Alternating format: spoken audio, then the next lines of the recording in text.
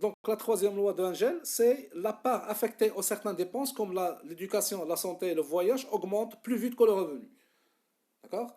Ça c'est donc là, si on veut, si on veut classer ces lois, donc il y a des dépenses, d'accord, qui diminuent lorsque le revenu augmente, ces dépenses diminuent, c'est la question de l'alimentation. Il y a des biens qui n'ont aucune relation, d'accord, avec la variation ou bien avec l'augmentation de revenus. Même si le revenu augmente, la dépense ou bien la part réservée pour l'achat de ces biens ne se change pas. C'est la deuxième loi. Et la troisième loi, il y a des biens comme la santé par exemple, ou bien le voyage, les loisirs, d'accord, les biens qui sont destinés, ou bien les dépenses qui sont destinées aux loisirs. Donc ceci augmente plus vite que l'augmentation de revenus. D'accord? Très bien.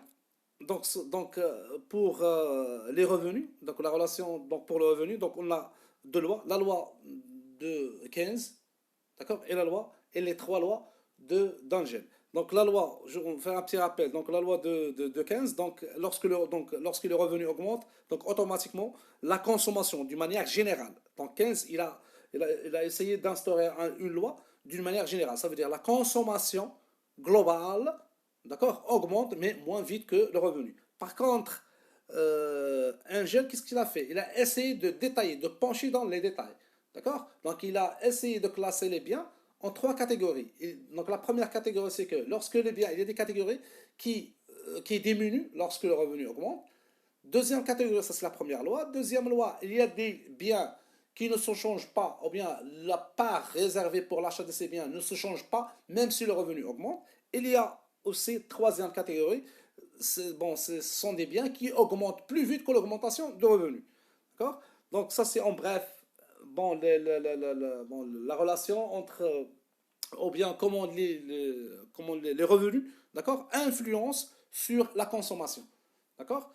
Très bien. Ou bien quelle est la relation entre les revenus et la consommation. Donc pour 15, donc il a fait une étude entre le revenu et la consommation de manière générale. Par contre, Angel, donc il a mis en relation le revenu et certains postes de consommation. D'accord? Ça veut dire qu'il a essayé de trancher ou bien de classer les biens, ou bien la sensibilité, d'accord? Si on veut dire, c'est la sensibilité de certains biens envers la variation ou bien l'augmentation de revenus.